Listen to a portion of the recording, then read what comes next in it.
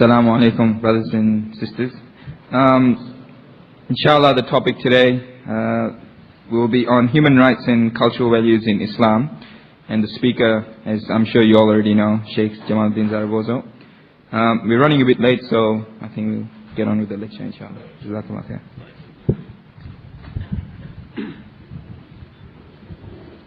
إن الحمد لله نحمده ونستعينه ونستغفره ونعوذ بالله من شرور أنفسنا وسيئات أعمالنا من يهده الله فلا مضل له ومن يضلل فلا هادي له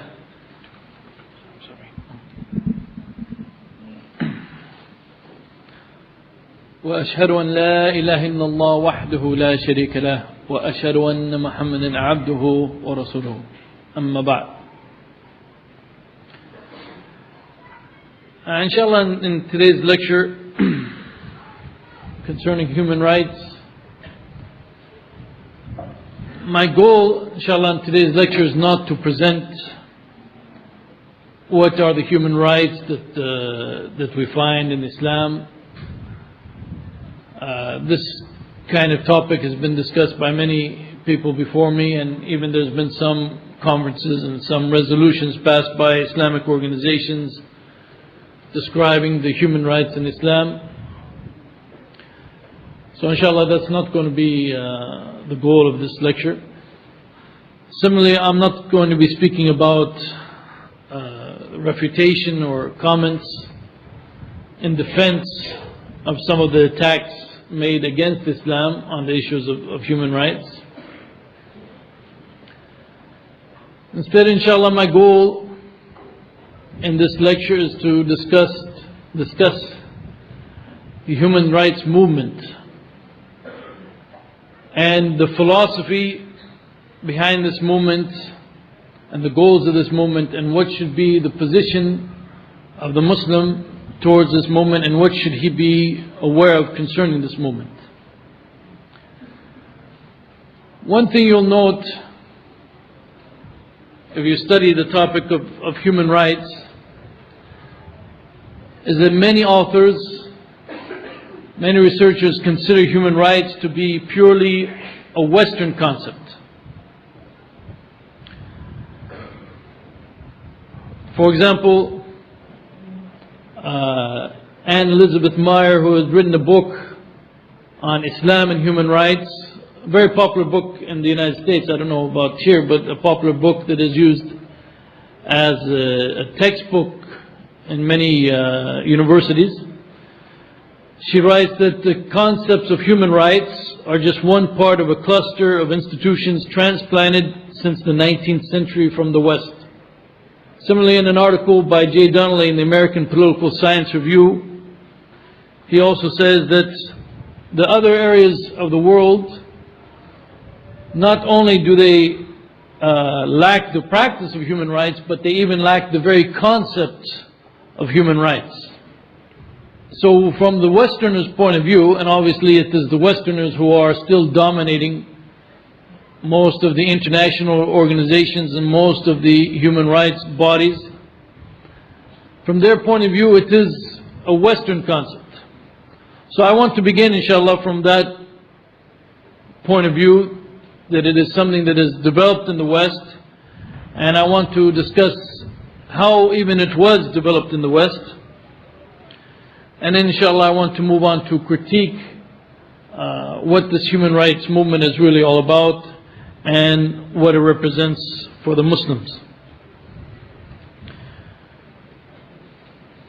In general, what we could call the modern day human rights movement really started, and at least the Western concept of human rights started in the 17th and 18th centuries in Europe. And if you're familiar with what was occurring in Europe, a number of changes were taking place. A number of ideologies were beginning to appear, whether we're talking about science or religion. The discoveries of Galileo and Sir Isaac Newton, the materialism and the philosophy of Thomas Hobbes, the rationalism of Descartes and Leibniz, all of these things started to appear in that time to the extent that one of the historians, one of the writers of the history of human rights, describes this development as occurring in an area in which they encouraged a belief in natural law and universal order. And during the so-called Age of Enlightenment, they had a growing confidence in human reasoning and in the perfectibility of human affairs. So basically what happened during this time was there was a break away from the church that was dominating Europe at that time, and they began to develop this movement that gave a predominance to human reasoning and the place of the individual, and these kind of new philosophies and theories that begin to appear, and they begin to attack the idea of dogmatic religious beliefs and the superiority of religion and the place of God in life and so forth. And these culminated, you could say, in the French Revolution and the American Revolution. In the French Revolution, they had the Declaration of the Rights of Man and Citizens. And of course, in the United States, they had the Declaration of Independence and the Bill of Rights and so forth. That was really the beginning of this movement. But it is important that we understand some of the philosophy behind it. It is very clear that this movement developed in an area and at a time that due to it, it has a very anti-religious bias.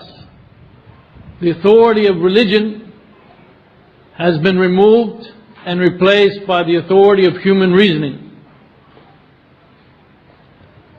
And even up to this day, that same kind of thought is the driving force behind this movement.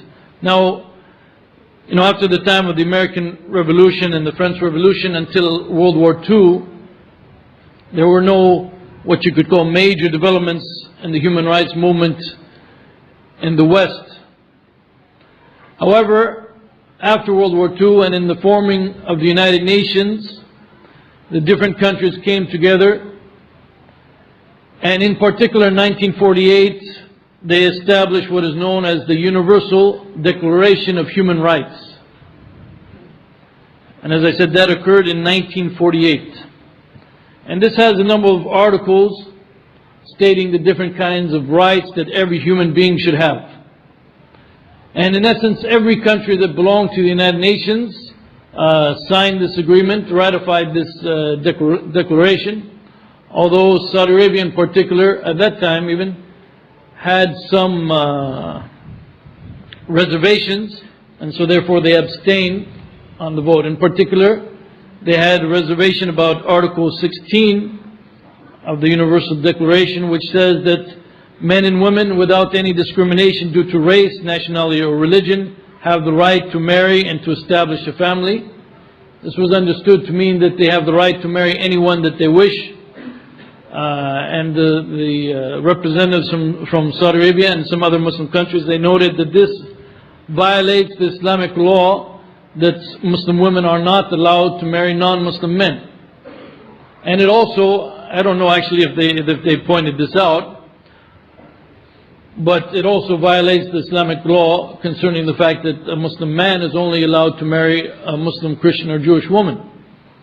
And also Article 18, which states that everyone has the right of freedom of thought, conscience, and religion. This includes the freedom to change one's religion or belief.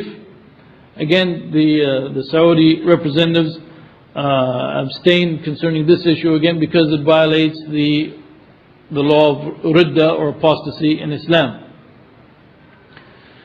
As I said, that took place in 1948. But over the years since that time, there have been other developments, other covenants that they have passed. In particular, in 1966, they passed a couple of covenants that were passed in 1966 and took effect in 1976, which were called the International Covenant on Civil and Political Rights and the International Covenant on Economic, Social, and Cultural Rights. But what we see since 1948 and these covenants in 1966 and in the platforms that have existed since then, is that the demands and the rights that are being claimed for all individuals of the world simply because they are human, they are becoming bolder and they're becoming more specific. For example, in the fourth World Conference on Women, the conference sponsored by the United Nations that took place in Beijing, China in 1995, which a number of Muslim organizations, including Brother Ali actually, who was present at that conference, in the platform for action. In other words, what they are asking for to be implemented on an international basis and to become part of international law. And the platform for action in Article 97, they say that the human rights of women include the right to have control over and decide freely and responsibly on matters related to their sexuality, including sexual and reproductive health. What they are saying here, if you read the papers and explanations of those who participated in the program, they are saying that it is a woman's right to have a freedom of choice with respect to her sexuality and even her reproductive decisions. So this means she has the right, for example, if she wants to become a homosexual, this is her human right. If she wants to commit zina, illegal sexual intercourse, this is her human right. If she wants to marry, for example, if she's a Muslim woman, she wants to marry a non-Muslim man, this is her human right. If she's pregnant, if she wants to have an abortion, this is her human right. If she's in a marriage and she decides that she does not want to have any children, this is her human right. And this, as I said, this kind of thing, they are getting bolder in their approach and more specific in the things that they are demanding as human rights that are supposed to be for every individual simply because of the fact that he is a human. And in fact, even recently in the case that happened, I guess it is still going on in Egypt, the BBC reported in Egypt, some of you might have probably heard about this, there was 52 homosexual men who were arrested on a luxury liner and arrested for debauchery.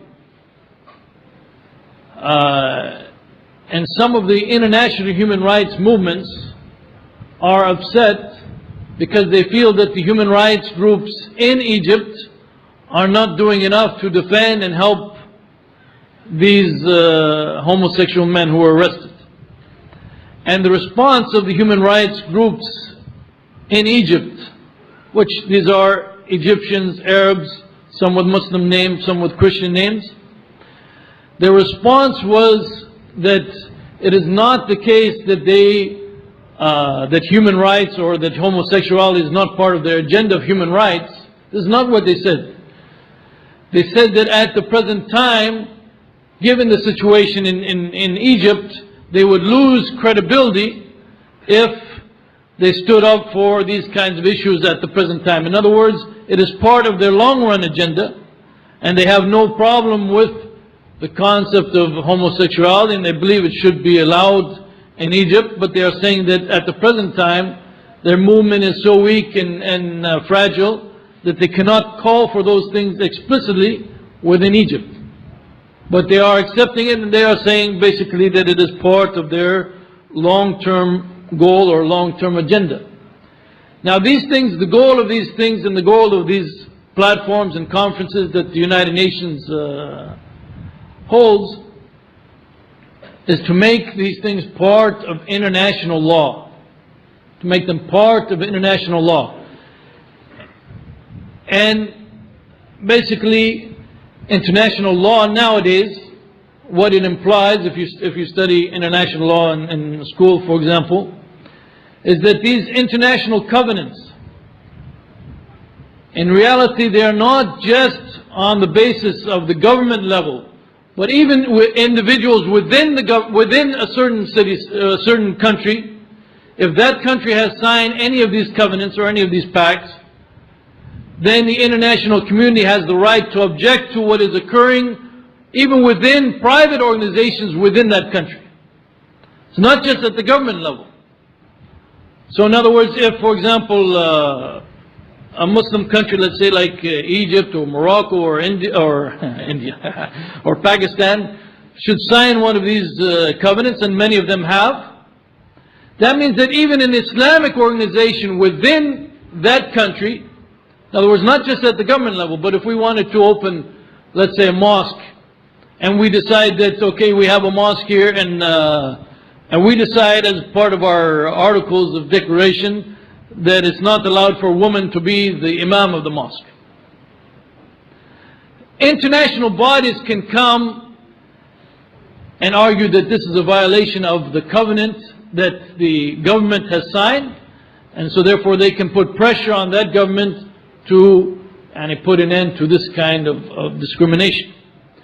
And once a country signs such a covenant, as one author wrote, countries are not permitted to opt out of their international legal obligations at will or on pretext of their own devising. Derogation from international human rights standards is permitted only under specific narrow conditions, which do not include denying people human rights by appeal to the standards of any particular religion. So what they're saying here is that, suppose, for example, the Muslims of Britain get involved in the elections and they take over the government. So they cannot say, okay, now we are Islamic government, we are Islamic state, and we're going to implement Islamic laws, and we are going to withdraw from these covenants that we signed. The international community can still use whatever means it has available, whether it be boycott, whether it be legal means, and maybe even force. At times it can be even forced to make sure that this new Islamic government is not able to put in any kind of laws that they consider discriminatory. Even if they say, well, now we're Muslims.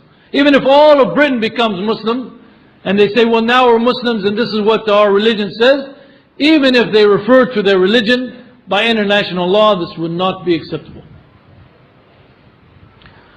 So this is the little bit of background about the international law, about the human rights and its place in international law. Before critiquing some of this concept of human rights, and before discussing what it means for individual Muslims and for Muslim nations nowadays, I want to go back to the idea that human rights as a concept is something that is not known, or something that was not known except from the West. It seems to me that this kind of statement is somewhat arrogant, to say the least. And if we read, for example, even the lives of the different prophets, we see that the prophets were demanding things, or they were standing for things which by definition nowadays must be considered like human rights. In the case of, for example, Musa alayhi salam, when he was demanding the freedom of the Bani Israel, and Bani Israel at that time, the Pharaoh was slaughtering their children and leaving, of course, their females. And it was Musa alayhi salam who was demanding an end to this, and demanding that Bani Israel be released in his charge. And this is, what kind of issue is this describing? The Prophet, Allah subhanahu wa ta'ala even describes that Fir'aun was oppressing them, was oppressing those people. If we look, for example, in the case of Shu'aib, if you study Shu'aib and what he said with respect to telling the people that they have to be just and fair in their business dealings, these are some of the same concepts that you'll find on the covenant of civil and the covenant signed in 66 and put into effect in 1976. And there's even other concepts that the West is completely ignorant of, but are really, truly concepts related to human rights. And that's, for example, the case of Lut, alayhi salam. The people were committing homosexual acts in their public clubs, in their public gathering places. And this should be a basic human right, that a human should be allowed to live under such circumstances, that he doesn't have to put up with that kind of facade or that kind of lewdness in his society. And when we come to the Prophet Muhammad sallallahu alaihi wasallam, when we look at the Sharia of the Prophet Muhammad sallallahu alaihi wasallam, we see that the Prophet sallallahu alaihi wasallam, or this Sharia, has established many important rights, and even they're called in Islam, and they've been called in Islamic law for many years, huquq. When the Prophet ﷺ, for example, said, إِنَّ دَمَاءَكُمْ وَأَمْوَالَكُمْ وَأَعْرَاضَكُمْ عَلَيْكُمْ حَرَامٌ كَحُرْمَةِ يَوْمِكُمْ هَذَا فِي بَلَدِكُمْ هَذَا فِي شَهْرِكُمْ هَذَا. The Prophet ﷺ said, verily your blood, your wealth, and your honor are inviolable to you like the sacredness of this day of yours, in this land of yours, in this month of yours. This is exactly this kind of speech in which the Prophet ﷺ is saying that your blood and your life and your honor are inviolable. This is exactly the same kind of speech that you find in the preamble or some of the articles of the United Nations Universal Declaration. The Prophet ﷺ said, "La darar wa la darar," and there's no causing of harm and there's no reciprocating of harm. And it is not allowed for any individual to go out and intentionally cause harm to anybody else. And this obviously sets a standard for human rights that goes far beyond what any of the Western laws that they have come up with to this time. Many scholars, when they have studied the Sharia, they have noted that the Sharia has some basic goals. That the laws of the Sharia are intended to establish these aspects, to support them, to propagate them, and to enforce them. And these goals, known as the maqasid of the Sharia, they are basically 5. And that is the religion itself, life, mental capacity, familiar relationships, and wealth. If you look at the Sharia, if you study the Sharia, and you'll see that the Sharia is guarding and protecting these things. Of course, religion comes first, because from the Islamic point of view, if you don't have religion, then you don't really have life. You don't have, what you have is not worth even living. So the Sharia seeks to protect religion, seeks to protect people's lives, it seeks to protect their mental capacity, it seeks to protect family relationships and also wealth. And these are the things that, from the Sharia point of view, these are the real rights and the real aspect that every human needs. And these are the aspects that should be supported and defended. And this is from the guidance of Allah subhanahu wa ta'ala. But if you look at these aspects and you can study, you can see the difference between something that has come from Allah subhanahu wa ta'ala and something that has come from the product of human reasoning and the desires of humans, even if they call it knowledge or philosophy or science or whatever. It's really their desires. For example, here, 2 of these aspects of the Sharia, nowadays Western philosophers and Western human rights advocates would consider these to be violation of human rights. And the way Allah subhanahu wa ta'ala promotes, or the way the Sharia promotes mental capacity and protects mental capacity, al-aql, and protects the nasl, the family relationships, it does it in such a way that according to the West, this is actually a violation of human rights. And as I said, this shows you the difference between when Allah comes from Allah subhanahu wa ta'ala and when it is based on the whims and the desires of mankind. Because for man, what they've come up with, what the West in particular and others have come up with, is that it is a right to go out and drink and get drunk. This is a right. It is a right to be able to go out and commit zina. This is a right according to them. And it shows you how very different these two perspectives are. Because anyone does not, in one's life, if one wants to have a happy life and a truly happy, wholesome life, he doesn't have to have the right to go out and drink and commit zina and these kinds of things. And this is what the Sharia, which comes from Allah subhanahu wa ta'ala, this is what the Sharia is showing us, and this is what it is establishing in our lives.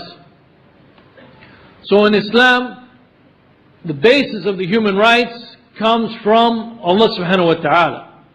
Allah subhanahu wa ta'ala is the one who created us, and Allah subhanahu wa ta'ala is actually the only one who can tell us what are our rights and what are not our rights. And also Allah subhanahu wa ta'ala is the only one who has the knowledge to know really what is in our best interest. As Allah subhanahu wa ta'ala says, أَلَا يَعْلَمُ مَنْ خَلَقَ وَهُوَ اللَّطِيفُ الْخَبِيرُ. And He's not the one who created, isn't He the one who knows about what He created?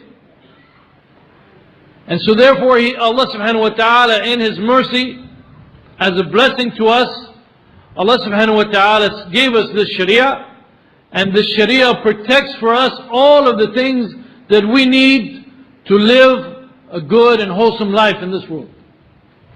And all of it is taken as a whole to preserve everything which is essential. And whenever we move away from that guidance from Allah subhanahu wa ta'ala, and we start relying upon our own human intellect, which is always, the human intellect is always going to be biased. The human intellect may be very much influenced by its desires and its own goals. And every time we stray from what Allah subhanahu wa ta'ala has revealed for us, it is going to lead to harm in both this life and in the hereafter. Because any other way of judging, any other way of life, any other rulings, other than what Allah subhanahu wa ta'ala has given us, are none other than what Allah subhanahu wa ta'ala has described as jahiliyyah or ignorance. As Allah subhanahu wa ta'ala says, أَفَحُكْمُ الْجَاهِلِيَّةِ يَبْغُونَ وَمَنْ أَحْسَنُ مِنَ اللَّهِ حُكْمًا لِقَوْمٍ يُوقِنُونَ. Do they then desire or seek after a judgment of jahiliyyah, of the days of ignorance, but who, for people whose faith is assured, can give better judgment than Allah subhanahu wa ta'ala?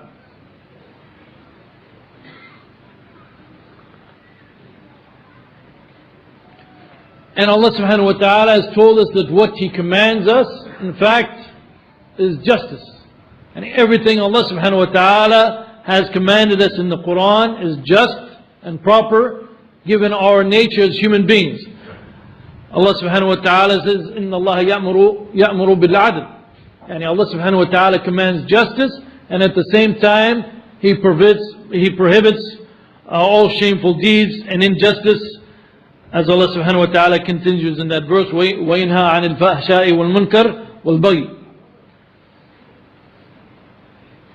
When Allah subhanahu wa ta'ala has revealed a right in the Quran or in the Sunnah of the Prophet Muhammad sallallahu alaihi wasallam, and these things that Allah subhanahu wa ta'ala has established in the Sharia, these things are permanent rights or permanent aspects of life until the Day of Judgment. And the Muslim believes in them as being the truth. And so therefore, one big difference you'll find between what we have in Islam, the human rights in Islam, and what the human rights of the Western movement presents, is that the human rights in Islam actually have some, what we could say, some teeth or some validity or some force behind them. Because if Allah subhanahu wa ta'ala tells us in the Quran that we should establish this right for every individual of the Islamic State, or for every Muslim, or for every human being, then the believer is going to believe in it and he's going to sacrifice for it. And he will not give up that principle for any worldly need or for any worldly benefit. And this is, as I'll talk about in just a few seconds, this is one of the things that makes the difference between the true human rights, which have their source with Allah subhanahu wa ta'ala. Because when it comes from Allah subhanahu wa ta'ala, that means there's going to be believers in it. That means there's going to be people who are going to be willing to sacrifice their life to enforce what Allah subhanahu wa ta'ala has prescribed for us. But if you study the situation of the human rights in the West, every writer you can find, at least every writer I could find who wrote about human rights, admits that whenever there is a conflict between human rights and the economic or political interests of any country, then human rights are going to be sacrificed. Because it is just a theory, it is just an idea with really no true force behind it.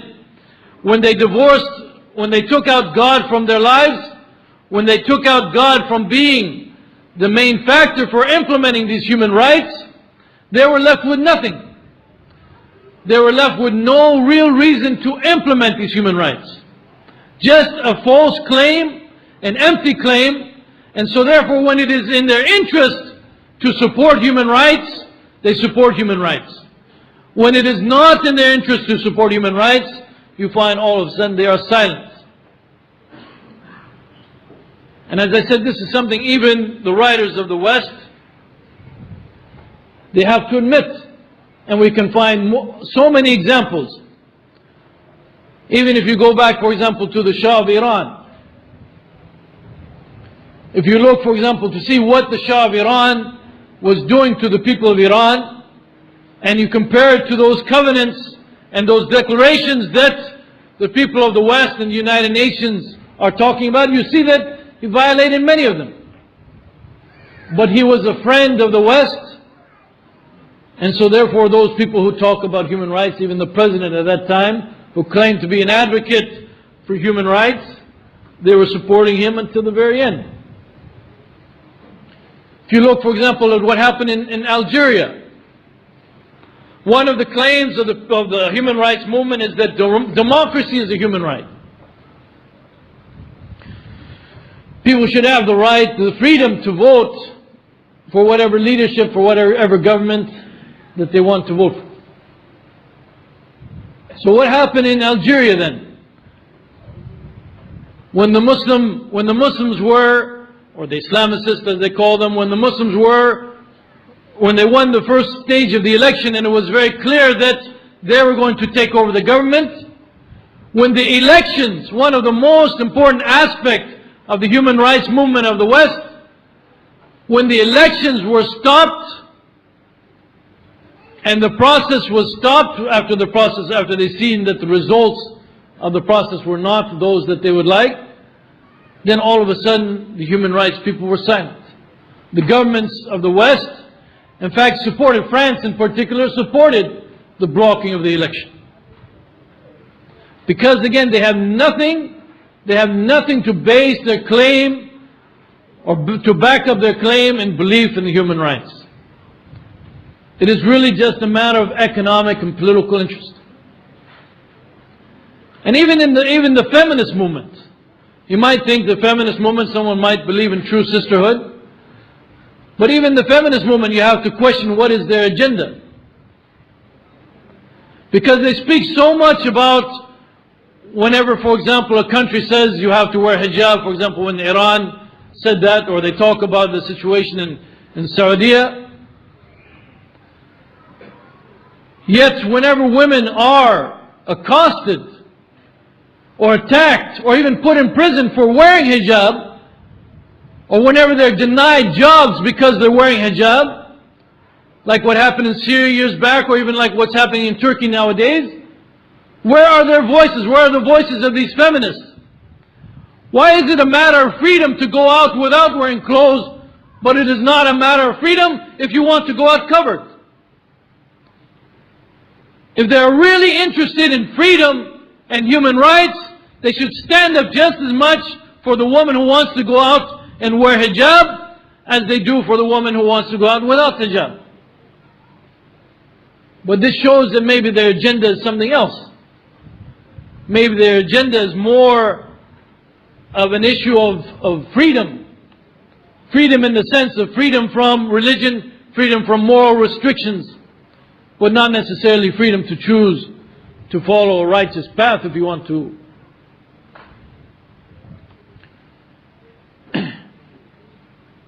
And much, in fact, really of this concept of freedom and human rights that they are putting out, as I just alluded to, it is more of a question of freeing the hawa, freeing the people to follow their desires, to follow their lusts. And of course they put it in very nice, they're not going to put it in those names, right? They're not going to come to a Muslim country, and even in the West, even in the United States, they're not going to say that we believe in just permissibility and let's allow everything. But instead they put it in very nice sounding names, like freedom of expression. They call it art, they call it culture. You know, you can have a movie that's sexually explicit from the beginning to the end. Why do they allow it? Because they say it's not just sex, it's art, it's culture. And this is the kind of thing. I told you the 5 goals of the Sharia, you know, religion and life and wealth and so forth. But it is really this kind of thing, the freedom to go out and show sexual acts, the freedom, for example, for someone like Marilyn Mason to come to your city and give a concert. If you know who Marilyn Mason is, I hope none of you know. But Marilyn Mason, a very strange person, when he comes to a city, sometimes some people in that city don't want him. And then all of a sudden there's an explosion. What do you mean we're going to stop this person from coming? This is a matter of freedom of expression. He has to be allowed to come. And they will argue and scream at the top of their voices. They'll take a day off of work to go and protest that this man should be allowed to come. This is what they consider the important values. This is what they consider the aspects of human rights that we and all human beings should respect.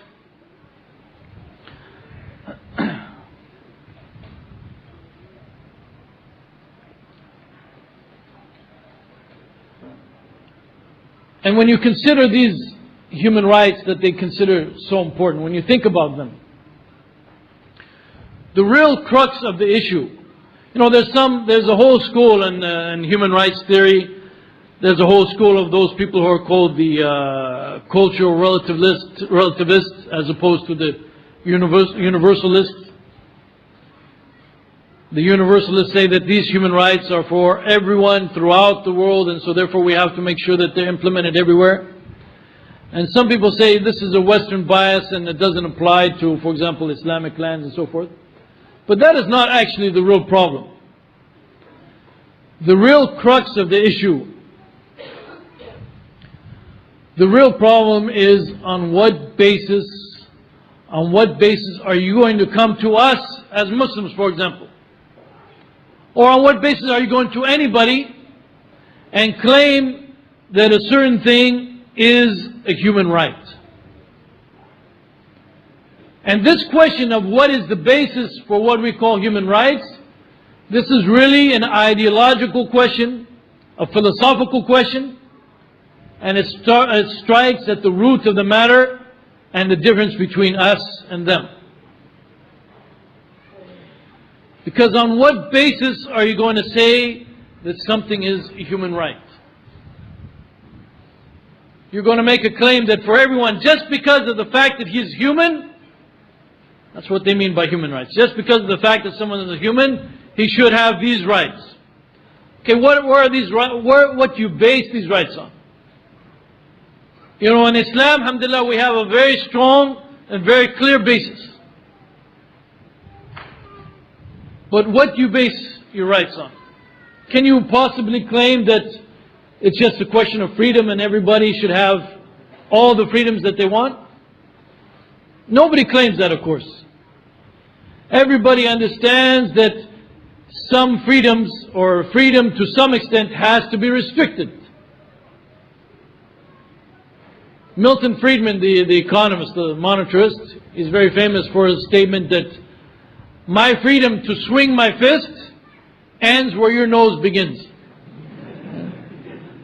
So there has to be some I mean, even the people of the West, they realize that there has to be some limits, even on freedom, even on rights. So the question is, on what basis do you say something should be right or something should not be right? And this is where their whole program falls apart. Because they have no basis. And in fact, what they are arguing today to be human rights, just 40 years ago in the West, they considered to be something objectionable. Homosexuality. 40 years ago in the West, they didn't accept homosexuality. And now they're saying it's a human right. 20 years from now, maybe they'll change their mind and say it's an aberration again. Abortion. You know, on what basis now are they saying that a woman, as the platform from Beijing said in 1995, a woman should have complete control over whether or not she will have an abortion? Again, abortion just 30 or 40 years ago in the West, something completely unacceptable. What about, here's a classic case, the case of pornography, for example. Pornography, I choose that case because some feminists, as they say, many feminists regard pornography as an affront to human dignity. Here I actually agree with the feminists. It's hard to believe, but okay. So here we have some feminists saying that pornography is an affront to human dignity. It should not be allowed. But what right do they say, to what right do they have, and they're trying to put this into their platforms and make, for example, pornography illegal.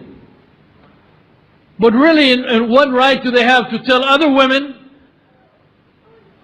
that she doesn't have the right to take off her clothing and get paid, you know, 50,000, 100,000, whatever they're paying them nowadays? And even among the feminists, there's a disagreement because, again, they have no basis for what they're saying. Except ahwa, except for human desires and human whims. Humans nowadays say abortion's okay, okay, we want abortion. They have no real basis for it, as opposed to, as I said, for example, like us Muslims, we can base our beliefs, our ethics, and our rights upon what Allah subhanahu wa ta'ala has revealed. Now this human rights movement, though, we must be aware of the fact that it is spreading. And it is spreading, obviously, to the Muslim lands. And it is spreading to Muslim individuals, especially those living in the West, those studying in Western universities, for example. They're very much influenced by many of these concepts. But also because the human rights movement stresses political and civil rights, many times when it reaches Muslim lands, there's many Muslim lands in which the people never had a chance to vote in their life. They don't have much say in what goes on in the political system or what goes on in their lives. So when someone comes to them saying, oh, we should start this movement demanding our rights so we can vote and we can choose the government and we can do all these other kind of things, in many Muslim lands that sounds very appealing. And so Muslims start jumping on the bandwagon of this human rights movement without even realizing really what does it mean in the end and what is its agenda. And unfortunately, another thing that happens is that many Muslims, even unfortunately among our scholars, they become very apologetic when it comes to Islam. And they think human rights movement, you know, that sounds good, right? As I said, all of these things, they put them in very nice names. So they look, for example, at the Universal Declaration of Human Rights, passed in 1948, and they immediately say, oh, you know, Islam, we support all those. I can quote you many authors, I don't want to. Kind of not my purpose here. But they say, oh, Islam supports all of these rights that you mentioned. And then that statement that they make is taken up by other human rights advocates saying, look, here we have Muslims saying they support these things. What's wrong with those fanatics and extremists who have any kind of problem with it?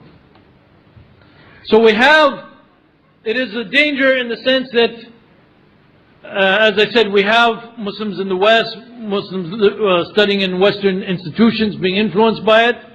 When it comes to some Muslim lands, it sounds very appealing. And then unfortunately we have even some of our ulama or some of our leading speakers saying, yes, all of these things we accept. So it is a danger, and it is spreading, and as I said, we have to be aware of it, and we have to be aware of what it is going to be demanding from the Muslims. And first and foremost, I think we all have to be aware of the fact that it is another plot from a shaitan. This human rights movement is clearly another plot from the shaitan. And when I say that, I don't mean necessarily, that everything in it is evil. Shaitan is more clever than that, right? He doesn't come to a human being and say, hey, let's, go out and commit kufr and then we'll all go to the hellfire together. Ha ha ha, He presents, very nice, reasonable arguments. What's wrong with human rights? We should defend human rights, and these people are defending human rights. Let's join with them. Don't humans deserve rights? How many of you would say humans don't deserve rights? See, everyone would agree with that. So, shaitan or this movement is coming to us in a very, pictured in a very nice way, and of course all of the international organizations are behind it. But we have to realize that it is another struggle between the deen of truth, deen al-haq, and kufr, and the denial of God. In fact, in the Vienna Declaration, which took place in the 90s, they stated that one of their agendas, and this is, by the way, this is Warren Christopher, the Secretary of State of the United States, was at that conference, and he pretty much reiterated what it said in the Declaration. The Declaration states the importance of working towards the eradication of any conflicts which may arise between the rights of women and the harmful effects of certain traditional or customary practices, cultural prejudices, and religious extremism.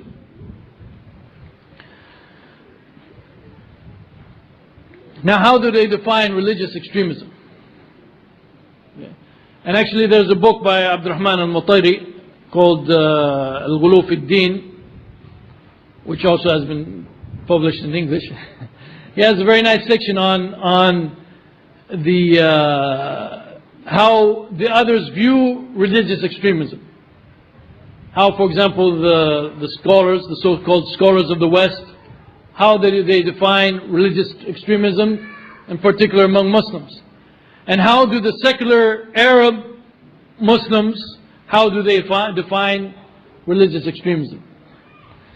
Basically, any call to implement the Sharia as it is, this is a form of extremism. In essence, you can summarize the view that the idea that the Sharia is still to be applied today, this is extremism. And this is the kind of thing that human rights movements are not going to accept. They're not going to listen to that form of extremism. So in other words, for example, if you went to the Quran, just to take one example, if you quoted the verse in the Quran, فَإِنْ عَلِمْتُمُوهُنَّ مُؤْمِنَاتٍ فَلَا تَرْجِعُوهُنَّ إِلَى الْكُفَّارِ لَهُنَّ حِلٌّ لَهُمْ وَلَهُمْ يُحِلُّونَ لَهُنْ. And this verse in which Allah subhanahu wa ta'ala is talking about the believing women, if you ascertain that they are believers, do not send them back to the unbelievers. They are not lawful as wives, the meaning is as wives for the unbelievers, nor are the unbelievers lawful for them, meaning as husbands.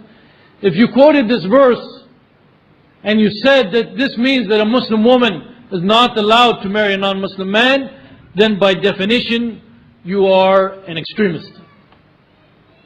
And basically, as I said, if you want to implement the Sharia, you are an extremist. So these human rights movements, they are stressing and they are promoting an alternative form of Islam. In other words, they are finding those people, those Muslims, they call them Muslim scholars or whatever, who are presenting an alternative form of Islam. And they are using this, they are presenting it actually to the people of the West. And they are saying that, for example, there are other forms of Islam which we will accept, the human rights movement can accept.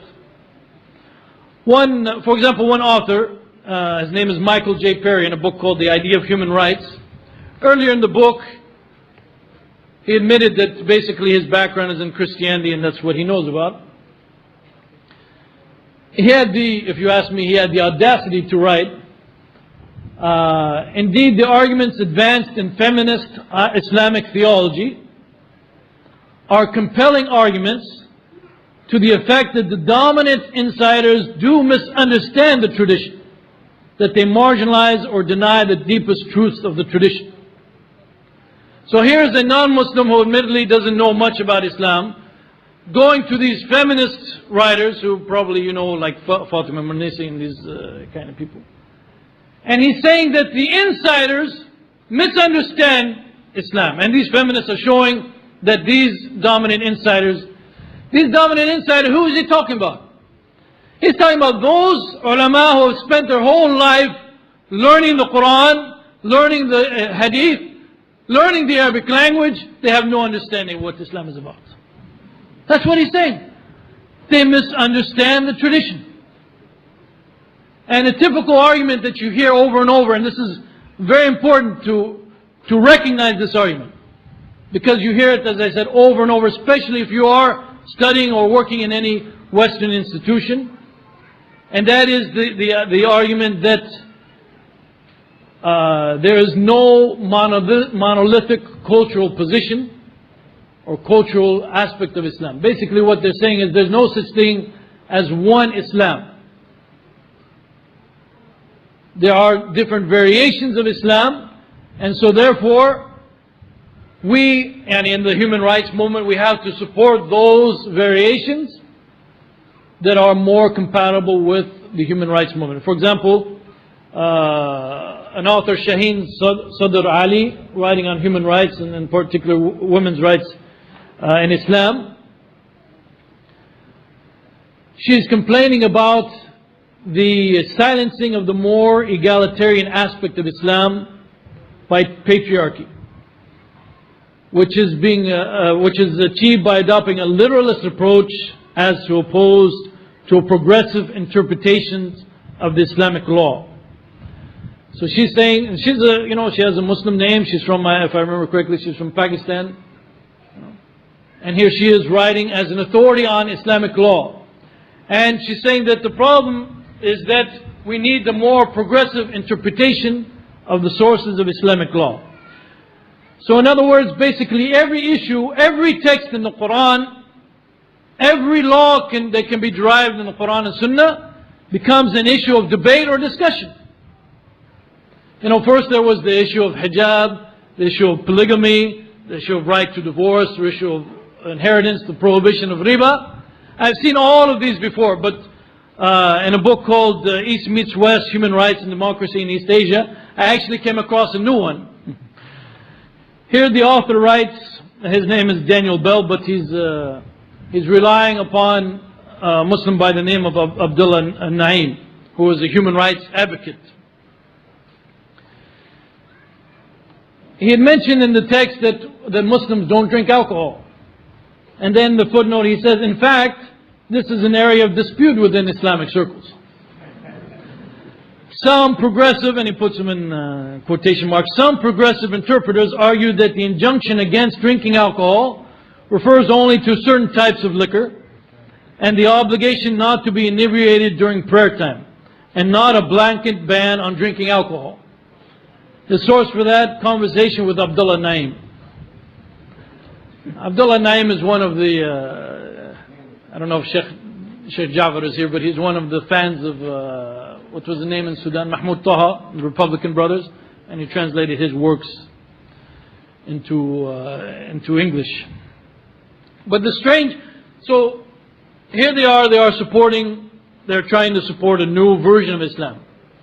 But the strangest twist you get comes when you see how they discuss and what they consider the concept of freedom of religion. Because in that Universal Declaration, Article 18, it says clearly that everyone has the right to freedom of thought, conscience, and religion, and so on. It goes on. Let's see how they understand how that is to be implemented. Quoting again from Anne Elizabeth Meyer, who has written quite a bit on Islam and human rights. She said, Muslims may have the sincere conviction that their religious tradition requires deviations from international law, and such private beliefs must be respected. Oh, thank you very much. I appreciate that you respect my private beliefs. However, the situation becomes different when beliefs that Islamic rules should supersede human rights are marshaled to promote campaigns or measures for stripping others of rights to which they are entitled under international law, or when such beliefs are cited to buttress governmental policies and laws that violate the International Bill of Rights. And then she says, the resulting curbs on rights and freedoms go well beyond the realm of protected private beliefs and enter the domains of politics and law. What is she saying here? She's saying that you have the right to believe in any religion that you want as a private belief. But don't dare try to establish that religion as part of the law and part of the state. In other words, you can believe in religion as long as you're a secularist. That's what she's saying. You know, believe in any religion you want as your private, but if you think you're going to establish that religion as the law, and that religion violates any of these international human rights documents and international law, then you've gone beyond your right to practice religion. So, one of the articles of the Declaration is freedom of religion, but we see that in reality what they mean by freedom of religion is you can believe what you want, but you cannot actually implement. What does that mean for Islam? They are basically saying you don't have the right to be a Muslim as a Muslim is supposed to be according to the Sharia. They are saying you don't have that right. They are coming to our lands talking about human rights, and in reality they believe that no one has the right to be a Muslim in the complete sense of the word. This is what they're coming to us with.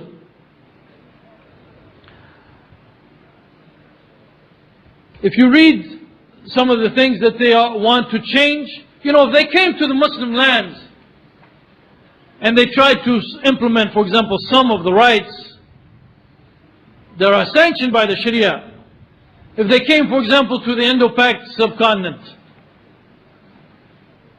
and they said, for example, that we should support the women, the wives, in order to get their mahar, because still in many places the mahar is going to be, of course, on divorce or death, and the woman actually never gets it.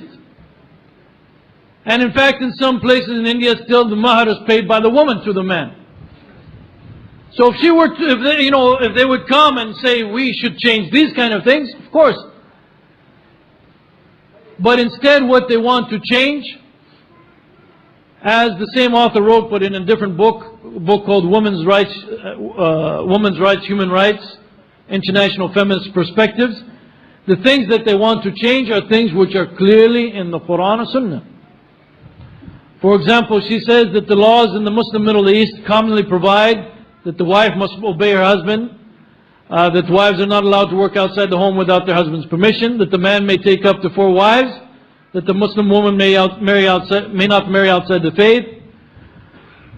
In some areas one may find that women are compelled to wear concealing garments in public and so forth. She mentions a number of things that come clearly from the Quran and Sunnah, and talking about these things as these are the things that they have to change, and these are the things that they have to eradicate. And they are using all of their force and pressure, as I said, to try to present that new Islam that will be compatible with this way of life of the West. And one of their approaches is presented by a man by the name of John Esposito. And I want to just mention what he has to say, because unfortunately John Esposito is a man who is even being invited by Muslim organizations to come to speak at Muslim conferences to Muslims about Islam. He's invited to many conferences representing Islam and talking to Muslims about Islam. And unfortunately, many of those conferences, also the people who come to those conferences, they don't really have the ability to see what he's saying is correct or not. So he says that in the Quran you find that there are two kinds of values. He says the Quran is the ethical religious revelation, and it has a hierarchy of values. One are the ibadat and the other are the muamalat. I assume you can already guess where he's going from here. The ibadat are fixed and permanent. We can't change them. We shouldn't touch them. The muamalat were meant for a certain time, and we have to understand the idea behind them, the concept behind them, and we have to change them to meet the current needs. And of course, how do you change them? Well, you change them in every way that the West thinks should be changed in the contemporary time. And one of the leading feminists and woman rights advocate is a woman by the name of Georgina Ashworth. And she was one of the members who developed that platform at the Beijing conference. And here again we see the attitude that they have. That basically religion means nothing to them. And don't try to come and defend your position on the basis of any religion. Even though that religion existed long before Georgina Ashworth ever came along. We should be asking her, don't come along and tell us, to change our religion. What she was writing, she said that the religious fundamentalists, and we all know who they are, basically us, right? She said the religious fundamentalists among the United States and in the Islamic and Hindu worlds, she's saying now they have some political force. They persecute and make outcasts of proponents of toleration. They also threaten the livelihoods and even the security of anyone courageous enough to stand up for women's self-determination. Let me just stop on that point. First of all, this is a bogus argument.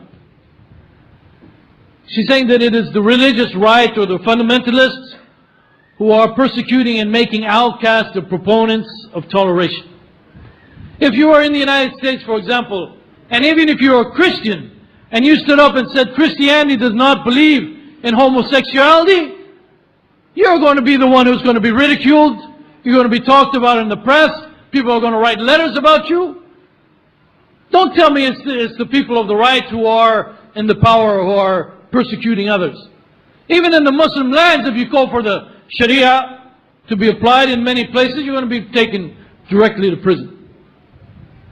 However, what she says after that, she says the combined claim of unique righteousness in the interpretation and fulfillment of their faiths and the right to exterminate heretics makes them sainted perpetrators of human rights violations who deny their human accountability by calling on metaphysical support. I should pass that out and let all of you think about what's... Basically what she's saying, as I said, and this is the most biased and anti-religious statement I've seen put in a very objective-looking passage. What she is saying is that you do not answer to God anymore. Don't come to us and say, oh look, my texts say this, so we're going to do this. She's saying, don't give us this false religion and sainthood and think you can protect yourself by going back and claiming this is your religion. She's saying basically you don't answer to God anymore, you answer to us other human beings. And don't go hide behind your religion to claim that you can violate any of these human rights. And this woman, as I said, is one of the leading spokesmen for human rights and is very influential in many of the international bodies. And this is what they are imposing upon us as Muslims. They are basically telling us that no, we can no longer take the Quran and the Sunnah as our standard. And if we try to do so, they are trying to make the claim and put pressure on us that what we're doing is violating international law, and we no longer have the right to do that in the face of the human rights movement. I hope, inshallah, every Muslim realizes what that means. Inshallah, no Muslim is going to give up any part of his deen, any part of the religion, if Allah subhanahu wa ta'ala has revealed something in the Quran or something in the Sunnah that is meant for all times until the Day of Judgment. If it were not meant for all times until the Day of Judgment, and especially those Muslim writers like Abdullah Naim and this woman Ali, if they really believe that the Quran has been revealed by Allah subhanahu wa ta'ala, don't they realize that if this law was not meant as Allah has stated in the Quran, Allah subhanahu wa ta'ala could have sent many other prophets and revealed many other books after the Quran to give us new laws for each time. But Allah subhanahu wa ta'ala didn't do that, but instead gave us these laws clearly in the Quran and Sunnah, and these laws are meant for all of mankind until the Day of Judgment. And we as Muslims don't have the right to give up any of these. It is not our human right to give up anything that Allah subhanahu wa ta'ala has ordered us in the Quran or Sunnah. Because we cannot claim any right actually unless it comes from Allah subhanahu wa ta'ala. Anyone who comes to us and says we should change this that Allah has said or given up this in the name of human rights, again, as I said, on what basis do you claim that this is a human right? I'm telling you that our Creator, Allah subhanahu wa ta'ala, has sent this down in the revelation. What basis are you coming now and telling me, no, this is not part of human rights, this violates human rights? They can give you no basis. But this is what they want us. They want us to give up our religion. They want us to give up our acts to please Allah subhanahu wa ta'ala for the sake of what they're calling human rights. Which, as I said, is baseless, has nothing behind it. And even those people themselves, as I said, if there's any economic interest or any political interest that are more important, they're going to give up human rights even themselves. The real people who should stand up for human rights, or where the real human rights are going to be among the Muslims. If someone is really interested in human rights as they should be, which will be best for them in this life and the hereafter, that person should become a Muslim and make jihad for the sake of Allah subhanahu wa ta'ala to establish the law of Allah subhanahu wa ta'ala. Then the real rights, the real way of life will be established for all human beings. And let me just mention one last point. I think I've already gone on long enough, right? Brother Amjad is very quiet, mashallah. He's not like most of the people they get to sit next to me. Of course, that's probably because he wants me to go to Australia, and he probably knows that if he bothers me too much, I may say, well, I'm not going to Australia. Let me talk about the greatest and the most important right. And this is the right that none of these other people can offer us or have anything to say about. And this is found in the hadith of the Prophet ﷺ. One time when the Prophet ﷺ was with Mu'adh ibn Jabal, he asked Mu'adh ibn Jabal, هل تدري ما حق الله على عباده? He asked Mu'adh ibn Jabal, do you know what is the right of Allah subhanahu wa ta'ala upon His servants? Oh, the right of Allah, this is something, human rights. Now we're in completely foreign territory for those people of the human rights movement. What is the right of Allah subhanahu wa ta'ala upon us? And Mu'adh told him that Allah and His Messenger know best. He told him that the حق الله على عباده أن يعبدوه ولا يشركوا به شيئا. The right of Allah upon His servants is that they worship Him and they do not ascribe any partners with Him. Ascribing partners with Allah subhanahu wa ta'ala would include going to someone else for your sharia, for your rules and for your laws. So going to the human rights movement and getting our rights and laws from them, this is violating actually the right of Allah subhanahu wa ta'ala upon us. But if we fulfill that right, then we'll get something inshallah that, as I said, none of these human rights people can help us in any way. And every Muslim must be aware of that fact. He should not be willing to sacrifice this right that Allah subhanahu wa ta'ala is giving him, that I'll mention, for any of these kind of human rights people or movements. Because then the Prophet ﷺ asked Muaz, هل تدري ما حق العباد على الله إذا فعلوه? Do you know what is the right of the servants of Allah subhanahu wa ta'ala? Now this is the real right. This is Allah subhanahu wa ta'ala is declaring it. Do you know what is the right of the servants of Allah if they do that? If they worship Allah subhanahu wa ta'ala and don't ascribe any partner to Him? And Mu'adh ibn Jabal told him, Allah and His Messenger know best. The Prophet ﷺ said, حق العباد على الله أن لا يعذبهم. The rights of the servant upon Allah subhanahu wa ta'ala, if they do that, if they worship Allah subhanahu wa ta'ala and not ascribe any partner with Him, is that Allah subhanahu wa ta'ala will not punish them. This is the real right. This is the right that we should be working for. This is the right that we should be yearning for. And this right we will get if we worship Allah subhanahu wa ta'ala and not ascribe any partner to Him. We worship Him by accepting the Quran and the Sunnah and applying it in our lives with the proper beliefs to the best of our ability. And inshallah we will have that right, which is the real right coming from Allah subhanahu wa ta'ala.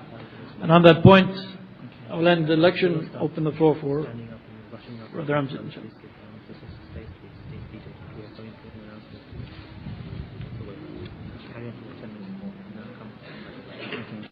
Law conflicts with the Islamic law, what will our stance be as true Muslims?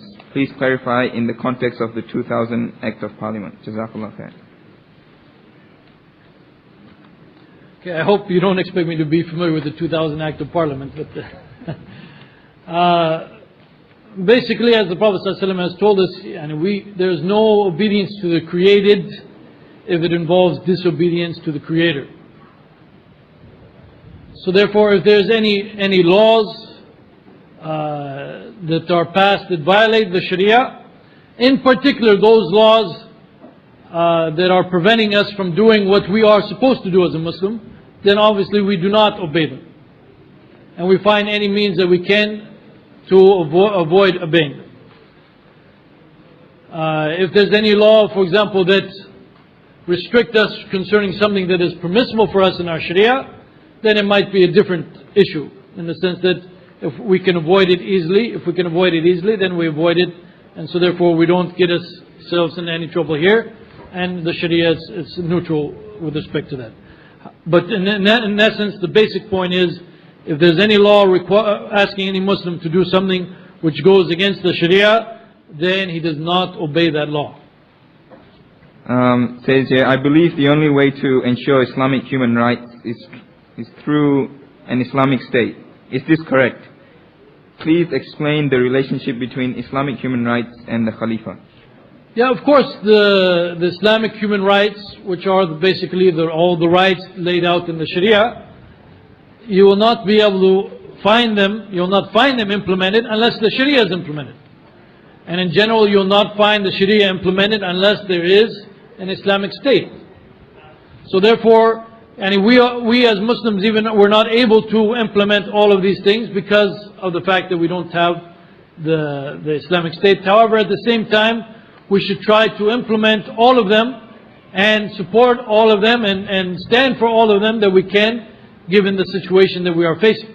So in other words, just because we don't have the Islamic state in which the whole Sharia is being implemented, we do our best to implement as much of the Sharia as we can as ourselves in our communities, and we do our best to try to support any further implementation of the Sharia given the powers or the strength that we have.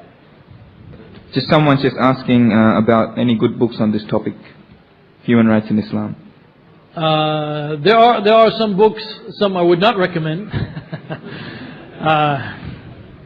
Now there are a couple of books. One is by Al-Aqil, I think Sheikh Abdurrahman Al-Aqil.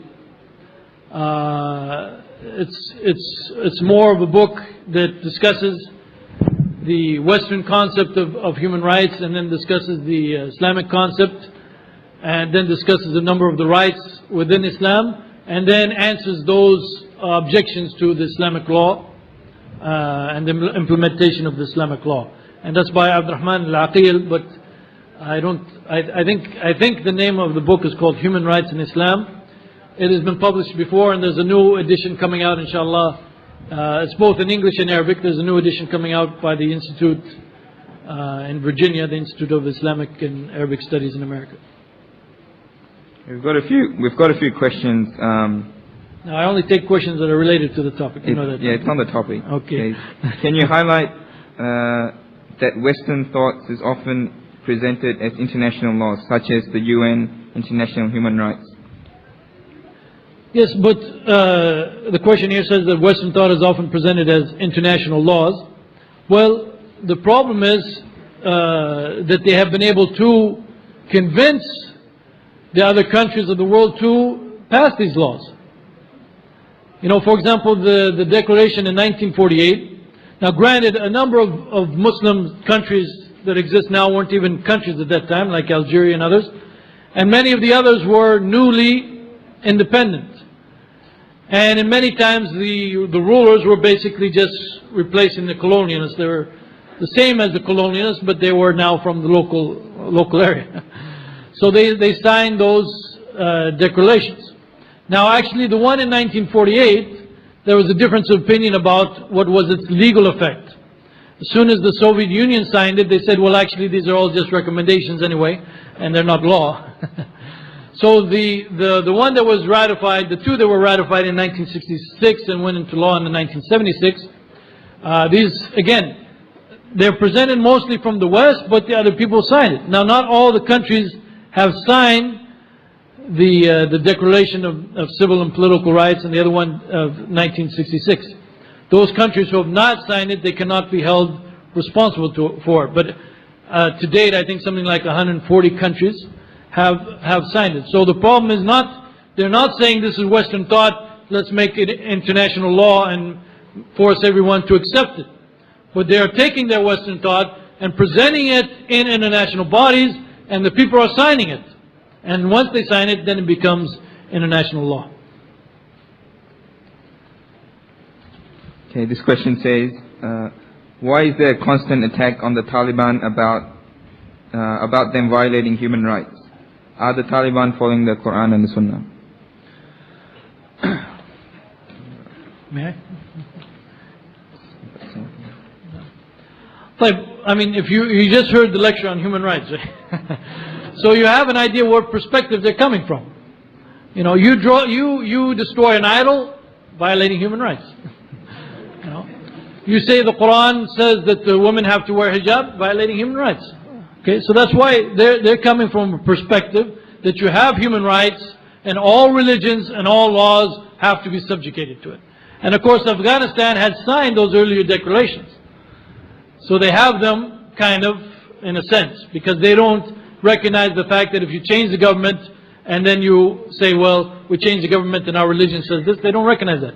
That's not a valid argument in international law. So I mean, why they're constantly attacking them, it's obvious. The same for the Sudan. You know, why are they boycotting them? Why are they putting so much restrictions on them? It's obvious. Because they are applying Islam. Islam violates what they consider human rights. And as we said, they're actually human rights are not based on anything really.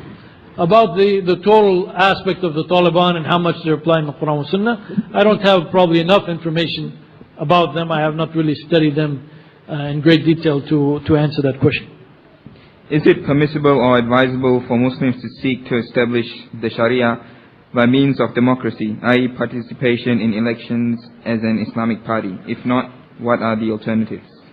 Well, I'll be kind of very blunt on this on this question. And that is, my personal view is if you seek to establish the Sharia through democratic means, it's not going to work. It's not going to work because the powers that be, as they're called, are not going to stand for it. I mean, we saw it in Algeria.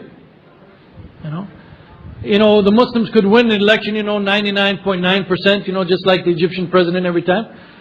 And the next day all of a sudden there's a military takeover. Gee, how did that happen? What a surprise.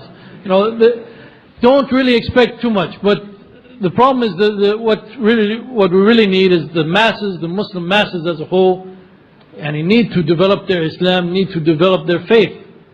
So that a small group of them, or any kind of outside influence cannot just come in and destroy what they have established. If the Muslims are strong, they will stand up for the Sharia.